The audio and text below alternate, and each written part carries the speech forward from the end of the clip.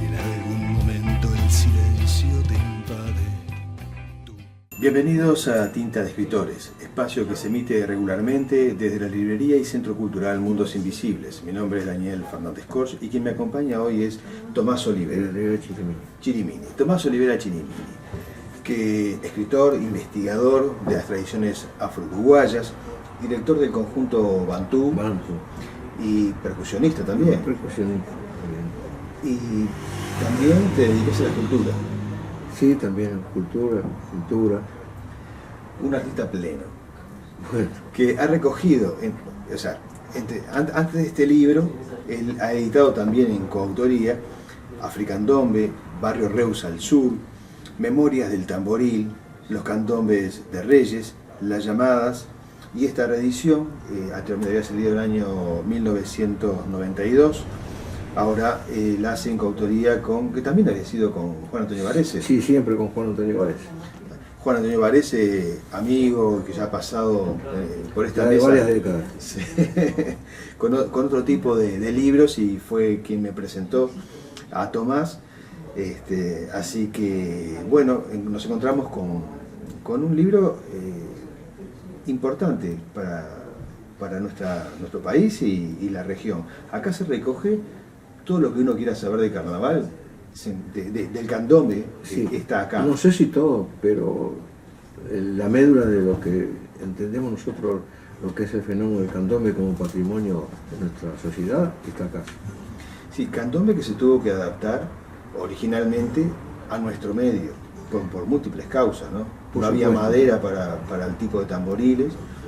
Por supuesto, pero hay algo curioso, que generalmente muchos uruguayos dicen el candombe es uruguayo y nada más. Y no es así. El candombe está compartido con Argentina, también existe el candombe en Paraguay, también en determinada región muy circunscrita de Brasil, y hay danzas que son precursoras del candombe, como la calenda, que se describen que han sido bailadas en el sur de Estados Unidos, en Nueva Orleans. También hay danzas afro-brasileñas, como por ejemplo el maracatú y el batuque, que son bastante similares. ¿Cómo se explica esta dispersión del candombe? Por la procedencia de los negros que lo crearon, que son bantúes. Sí, en el libro eso lo cuentas muy bien, porque cuando traían a los esclavos de África, se preocupaban, yo eso no lo sabía, ¿no? de mezclarlos de tal manera que tampoco hubiera una conexión entre ellos para que no se rebelaran. Sin embargo, el tambor fue lo que los unió. Claro, el tambor está presente en la vida de todo africano desde que nace hasta que muere. En todo tipo de ceremonias, abarca todo tipo de situaciones civiles, desde el nacimiento, el bautismo, casamiento, fiestas, para ir a la guerra, para el sembrado, para los elementos de la naturaleza, etc., ¿no? Pero lo que tú me dices de que se separó a los esclavizados que fueron traídos a nuestro país, eso ocurre exclusivamente o prácticamente en nuestro país y también en el Río de la Plata, en Buenos Aires. Es un sistema de esclavitud urbano, distinto, que no los pudieron separar, al contrario, estaban muy juntos en el sistema de esclavitud de plantaciones, como se ve en Brasil y al norte de Brasil, hasta inclusive el Caribe, ¿no? Tomando Brasil, Venezuela, Colombia, todas esas grandes extensiones donde se cultivaba el algodón, el maní, el café, el cacao, el azúcar, sobre todo el azúcar, en La Habana, en el centro del Caribe, y allí sí existían miles y miles de esclavizados que estaban siempre juntos y donde se pudieron conservar más las tradiciones, a pesar de que fue un régimen muy duro, ¿no? Acá no, acá el esclavizado llegó y se le inculcó inmediatamente la cruz, la religión católica, se dispersó en familias con mucho menor número de esclavos y bueno, se trató, se ve que eso estaba muy bien estudiado, de deculturalizarlo rápidamente, cosa que no ocurrió en otros lugares, por ejemplo en las Guayanas. Ahí inclusive hasta hoy en día existen lugares impenetrables donde se han formado quilombos, lugares donde el esclavo ha podido escapar y juntos mantener recuerdo a sus tradiciones. También mencionas que el tamboril fue lo último que nos quedó como elemento de percusión que traían los africanos. Habían otros. Por supuesto. Eran 7 u 8. Sí, está muy bien descrito por Laura Yejarán en la música en Uruguay, ¿no? Están los palillos, el arco, la marimba, en fin, hay varios instrumentos de percusión que han quedado en desuso. También algo que es interesante en el candombe y sobre todo en las primeras épocas, que en el libro tú lo cuentas, es como en las fiestas y los domingos en la tarde los africanos se juntaban a tocar candombe y de alguna manera fueron trayendo la atención del resto de la sociedad. Claro, hay que tener en cuenta que Montevideo, en el siglo XIX, donde se da en la primera mitad del siglo XIX el auge del tambor, era una aldea, con pocos habitantes, y estaba el salón colonial y sobre todo el Paseo del Recinto era donde aprovechaba la ciudadanía para distraerse, pasear y ver justamente los candombes que realizaban los negros en el recinto. Está al costado de la muralla, digamos, todas las familias de Montevideo, sí, a divertirse un rato hasta que se ponía el sol. Sí, fue un elemento de sociabilización entre todos, ¿no? No solamente entre los africanos toda la raza negra, sino que también... claro, que participaban sobre todo como espectadores, ¿no? Claro. El resto de la sociedad. Los actores en ese momento, los negros, en esos candombes, se sentían libres durante duraba la fiesta.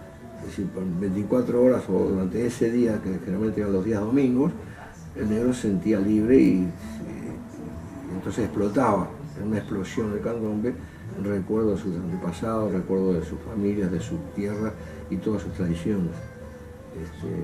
Y bueno, es una cosa muy pintoresca, pero que es muy importante señalar que a través de todos los horrores que tuvo que padecer el esclavizado africano en América y particularmente en nuestro país, a pesar de todo eso, las discriminaciones, las postergaciones, todo eso que ocurrió,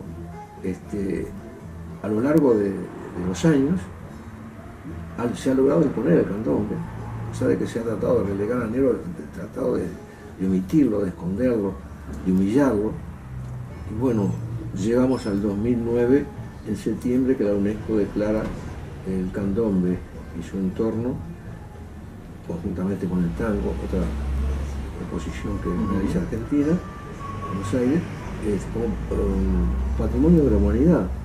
Entonces es algo muy importante. Sí, no en vano, y el libro lo cuenta, es que el tamborín, según las antiguas tradiciones, era un instrumento de los dioses. Sí, un instrumento además temido en América, claro, porque hay un capítulo que es el tamboril que habla, el diálogo, es decir, se establece una comunicación a través del lenguaje del tambor, cosa que desconocían los colonizadores. Entonces tenían rebeliones, porque eso, por ejemplo, en Estados Unidos, el nacimiento del jazz se hace sin tambores, las tablas de lavar la ropa, sí, las palmas de la mano, es decir, ahí empieza el sonido, empieza el ruido, como se empieza a crear el jazz. Era algo temido por los incluso adopta, la clase dominante, ¿no? En nuestra región adopta a través del milongón, ¿no?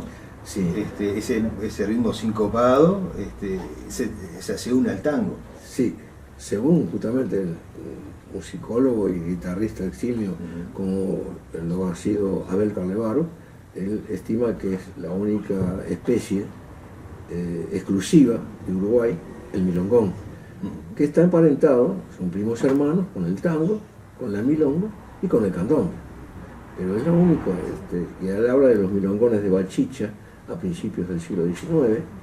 Bachicha era un descendiente de un italiano, y que justamente le pregunta cómo fue que aprendió a rasgar, porque era la guitarra de esa manera, que no lo podía, que le costaba mucho hacerlo a Abel Carlevaro, nada más ni nada menos que a Abel Carlevaro, y que él le especifica que aprendió a rasgar la guitarra y a hacer esos milongones en el barrio Encina, justamente el barrio Reus al Sur, con los negros de allí.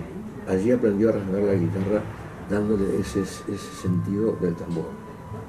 Algo que también muestra, surge de la lectura del libro, Candombe, es que, o lo hace a uno reflexionar, es que el candombe además fue un elemento de movilizador, integrador en todo sentido, porque, claro, porque en la fiesta del candombe integra a mujeres, a niños, o sea, no discrimina para nada, además o sea, a diferencia de otras fiestas populares, ¿no?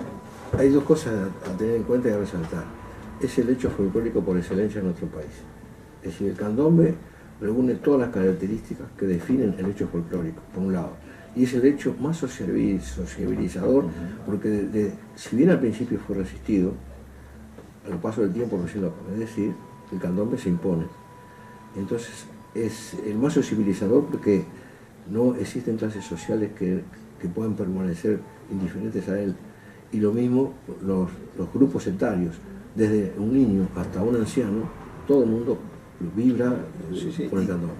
Y otra cosa que también es increíble no, o sea, si será un elemento sociabilizador que el candombe no discriminó al blanco, porque desde siempre el blanco que quiso tocar el tambor o unirse, lo hizo. Bueno, en este libro está documentado cómo se invirtió el color del tambor.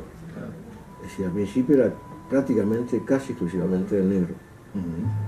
Salvo cuando los grupos o los sonidos que se describen, que nacen en los conventillos, que había era un crisol de razas, y entonces excepcionalmente algunos comparsas tenían un elemento caucásico blanco, ¿no? Pero poco a poco a lo largo del siglo XX fue cambiando su color y llegamos a la actualidad donde más del 90% de los que interpretan y viven el candombe son blancos, raza blanca. Y es más, incorpora a la mujer.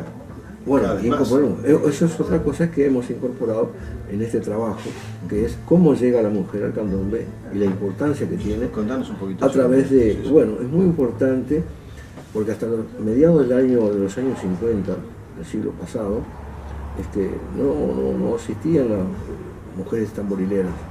Aparece una, está explicado en el libro, en una comparsa procedente del barrio Colón, en la comparsa llamarada colonial. Una chica cuyo apodo es Lupita, y en un desfile inaugural del carnaval por nuestra principal avenida, aparece percutiendo un tambor y llamó mucho la atención y quedó muy simpático. Al año siguiente apareció otra vez y así se hizo costumbre. Se esperaba que llegara el desfile de la comparsa para ver a esa chica tocando tambor. Transcurridos unos años, 1 o 2 décadas más, aparecen mujeres interpretando el ritmo del candombe, percutiendo el tambor, en los concursos que se realizan en el carnaval en el Teatro de Verano. Ahí aparecieron grupos de 3, 4 tamborileras, muy buenas, muy interesantes. También hay un grupo que se forma exclusivamente de mujeres por los años 70, de una movida juvenil, pero eso es efímero, al poco tiempo desaparece. Hasta que se impone ya en este siglo XXI, aparece la melaza. Como antecedente está otro grupo, ahí, bueno, hay otro grupo que muestra en su integración tamborileras mujeres y blancas. Pero la melaza, yo por eso pienso que es el prototipo de grupo de mujeres, porque ellas se reúnen para salir el Día Internacional de la Mujer, 8 de marzo, se convocan y ellas mismas se asombran con la cantidad de mujeres que responden al llamado y asombran un poco al público, porque además lo toman con mucho respeto. Es algo muy importante que un poco se ha perdido el respeto por la tradición, por los antecedentes, por el candombe como patrimonio. Es decir, bueno, es evidente que en la vida todo evoluciona, todo cambia, ¿no? Pero ya estamos prácticamente en la era robótica, y ya se está haciendo el candombe robótico, que es algo que le falta en ese tipo de candombe. Le falta el alma del tamboritero, le falta Sí, hay algo que también en este trabajo se cuenta, y es que desconocemos, porque no hay registros, sobre cómo era el candombe en sus orígenes. Por supuesto, la primera etapa del candombe transcurre prácticamente desde que llega el primer barco negrero a nuestras costas, aproximadamente entre 1750 hasta 1800. Lo único que se referencia que hay es la participación por primera vez de los negros en un desfile de Corpus Christi, una festividad española que celebraban el imperio en todas sus colonias, una festividad religiosa, un desfile que ahí se menciona en 1870, que aparecen un grupo de negros con sus danzas, sus tambores, bailando, y prácticamente es muy poco más. Después hay relatos de viajeros, algunos que no son fidedignos, y no hay nada serio estudiado. Aparece a estudiarse esto a partir de 1800, y fundamentalmente tenemos que mencionar a don Lauro de Estará, un investigador, estudioso, riguroso. Entonces sí, ahí se habla de 1800 a 1850, el auge del candombe. Y después él habla de la muerte del candombe, la desaparición del candombe como ritual entre 1850 y 1900. Es decir, entre 1890 y 1900 prácticamente desaparecen las salas de naciones donde los negros realizaban sus festividades. ¿Y por qué razón? Porque han muerto la gran mayoría de africanos, y los hijos criollos, los negros que quedan, le dan un poco la espalda a África por motivo de discriminación, por motivo que estaba muy maltratado a negros. Entonces miran más a Europa que a África. ¿Y por qué mueren, desaparecen prácticamente los africanos? Porque participan en todas las batallas civiles y por la independencia a lo largo del siglo XIX en nuestro país. Entonces son carne de cañón. Está la Guerra Grande, la Guerra de la Triple Alianza, allí desaparecen cantidad de negros. Y después están los negros criollos, hijos de estos. Pero las salas de naciones prácticamente desaparecen. Los cuadros que ha pintado Figari, todo eso está explícito en este libro, aparecen las últimas salas de naciones. Pero el negro pasa a ser protagonista del carnaval, desde 1870 hasta la actualidad. Entonces, ahí es donde se mantiene y evoluciona. Naturalmente tiene que evolucionar. Pero no al punto de que se desfigure, de que uno escuche el tambor en cualquier otra parte del mundo y tenga que ponerse a pensar de dónde es este ritmo afro. Es bachata, es salsa, ¿qué es? No, el candombe está muy bien definido por los 4 tambores, como está aplicado acá: el bombo, el piano, el chico y el repique, que corresponden a la voz humana y que dialogan entre sí. Y la importancia del chico, los 4 son importantes, pero el chico es muy importante también, y eso está dicho en la última página acá por un estudioso canadiense, donde dice que el chico, él ha estudiado los ritmos afro de todo el mundo y no ha escuchado ningún ritmo como el candombe. Es decir, somos pocos, es chico, poco negro, tenemos algo único, único en el mundo. Él termina este libro diciendo: el candombe es un milagro. Sí. Es un libro increíble. Bueno, Tomás, ha sido un gusto conversar contigo. Creo que en estos minutos hemos podido dar un pantallazo de qué va este trabajo histórico que recoge nuestras tradiciones y se vincula, bueno, con toda la evolución de nuestra sociedad. El candombe ha estado siempre presente, y continúa evolucionando, pero como tú decías recién, o sea, en el candombe hay algo más, quizás por esa conexión con los dioses que se le dio en sus orígenes, es que siga teniendo ese espíritu, esa impronta tan particular y que nos identifica como grupo humano en este rincón del planeta. Así es, perfectamente. Es así. ¿Verdad que sí? Sí, cómo no. Bueno, encantado de tenerte hoy aquí. Queridos gracias. amigos, ha sido un placer, espero que hayan disfrutado así como Ulises y yo de este encuentro con Tomás Olivera y nos vemos en la próxima entrega de Tinta de Escritores. Muchas gracias.